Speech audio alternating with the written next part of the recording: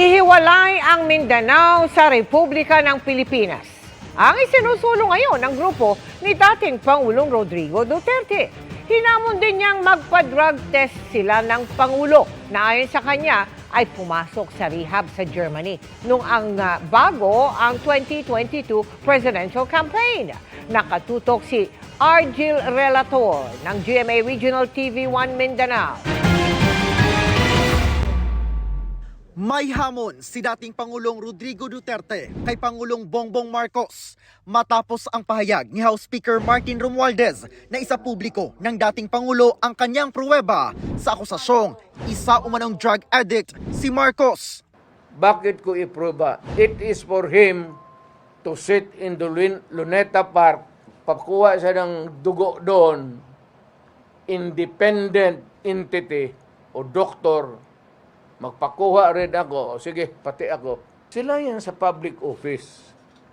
May accusation sa iyo. Then you have to disprove it. It is not for me to prove it. Sinabi yan ni Duterte sa isang press conference sa Davao City kagabi. Tahasang tanong pa ni dating Pangulong Duterte kay Pangulong Marcos. Bakit ka pumunta ng Germany right before the campaign sa presidency? Bakit ka nagpag-rehabilitate doon? Hindi ko rin sinasabi nagpa-rehabilitate ka ng drugs. But bakit ka pumunta doon at pumasok ka ng rehab center? Sinisika pa ng GMA Integrated News na makuha ang panig ng Pangulo o ng Malacanang ukol dito. Pero nauna nang sinabi ni Pangulong Marcos na baka epekto ng paggamit ni Duterte ng painkiller na fentanyl ang mga pinagsasabi nito laban sa kanya. Sagot ni Duterte, tumigil na raw siya sa pag-inom ng fentanyl. May 8 taon na ang nakalilipas at ginamit lang niya ito batay sa reseta ng doktor nang maaksidente siya sa motorsiklo. Tatanungin kita, yung cocaine, may prescription ba yan? Saan mo kinukuha yung supply mo? Alam ko at tao dumadala dyan sa Malacanang. Body-body mo yan sila. As a matter of fact, yun yan sa cabinet mo. Yung mga body-body mo noon, sa binata pa kayo, kasama mo yan sila, kung nandito ka sa Davao, hirit kayo ng cocaine, doon sa Tadeco, yan, gusto kong palanganan, nandyan sa Malacanang yung isa, nagtatrabaho. Binanatan din ng dating Pangulo ang PIDEA matapos sinabi ng ahensya na wala sa drug watch list nila si Pangulong Marcos. Itong mga PIDEA na itong mga ugok na to, sino ba nung PIDEA magbigay ng... Ikaw ang PIDEA magbigay, sir, ito yung record mo doon sa narco. It is natural that they will refuse to give it to you. Kasama ng dating Pangulo sa press conference si dating Speaker na si Congressman Pantaleon Alvarez.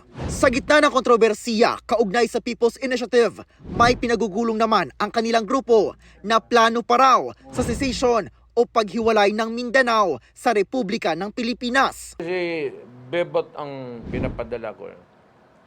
Because si Bebot Alvarez, siya yung talagang pinakauna nagpalakad ng mga papel about the desirability of Mindanao seceding from the Republic of the Philippines.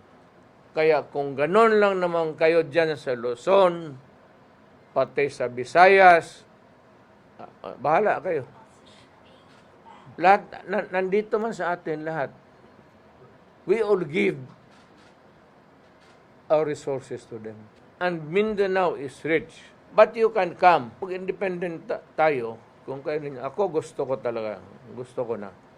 Magsawa na ako sa ilang presidente na kasi walang nangyari sa Pilipinas. Mabilis na sabi ni Duterte, hindi raw ito labag sa batas. Hindi naman rebellion, hindi yan sedition. There's a process in that. I think before the UN, where you would gather signatures from all sorts in Mindanao, magpirma, verified, under oath, in the presence of so many people, decide that we want a separate. At oras na humiwalay daw ang Mindanao sa Pilipinas. Ako, I would like to tell this to Mr. Marcos. Sir, bitawan mo yung ICC. Huwag mo akong tulungan dyan. Ako na ang bahala. Kasi pag mag-Mindanao State na, si Alvarez na magtago sa akin dito sa Mindanao. Tinuldukan din ng dating Pangulo ang mga haka-hakang balak niyang tumakbo sa susunod na eleksyon. I am permanently retired. Permanent na yan. Walang halong ano yan. Ayaw ko na. Pagod na ako. Hindi ko na kaya. Mula sa GMA Regional TV 1 Mindanao at GMA Integrated News, Orgil Relator, nakatutok 24 oras.